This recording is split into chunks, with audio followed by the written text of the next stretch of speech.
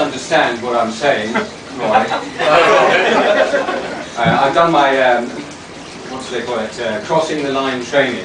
And I've had this vetted by OGC. And they've said on occasion I walk up to the line, but at no occasion do I actually cross it. So on that basis, first of all, I'll start by saying what a fine establishment this is, one of my favourites, as a number of you know. I hope by now you've had a chance to taste some of their signature dishes, peruse the wine list. I believe they have both red and white. Pretty harsh. And my thanks, of course, to Bruce for choosing it on my behalf, because he knows that this is one of my favourite hangouts. No pun intended. In fact, and this is, as I say, this is one of my favourites. One of the others, actually, not far from here, one of my other favourite Indian restaurants is the Finbarr. I'm not sure if you're familiar with that, but I was actually thinking of taking a few up there tonight. But nevertheless, the branch it is. Now, most leaving speeches can get rather sentimental, a bit slushy.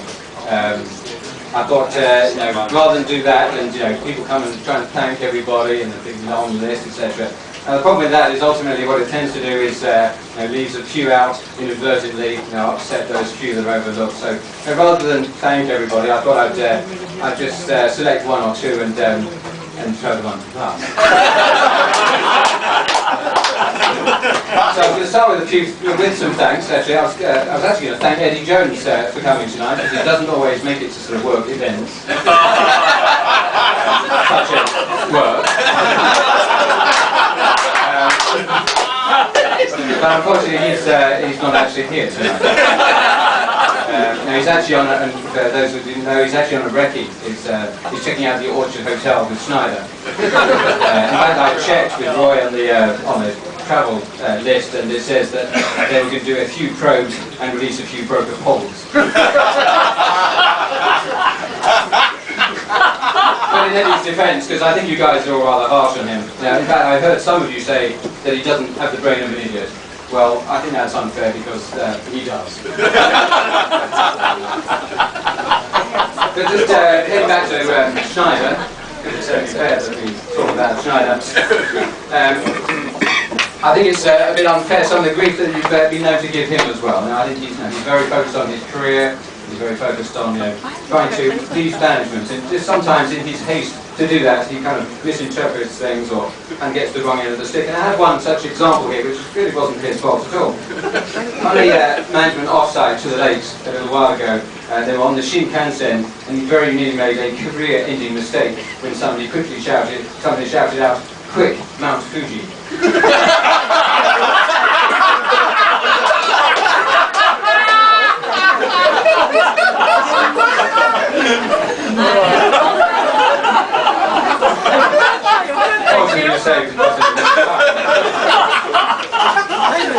I think you should give him a break. I think you should in fact, he's not even been well recently. No, seriously. He told me just the other day how he hasn't been fit himself recently. But I doubt that very much.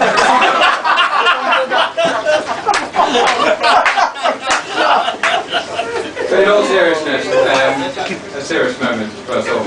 After 11 plus years in Tokyo, it is time for me to take on a new challenge. Although I was somewhat surprised when Nigel called and said something to me about a packed dream job.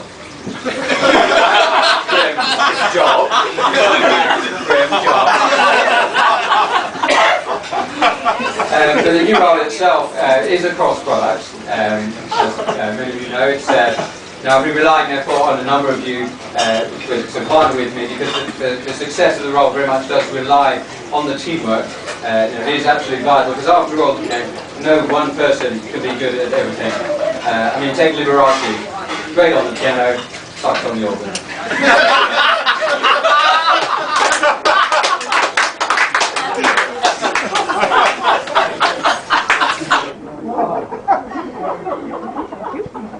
I will leave you with just a few words of advice, because been around a while, old bloke and all that, and it's all a very sort of heartfelt moment. It's not what's ahead of us that matters, or what's behind us. It's what's inside us that counts. So on that charming note, ladies and gentlemen, it has been a pleasure. Thank you very much. The bar is still open, so if I were you, I'd take advantage of it.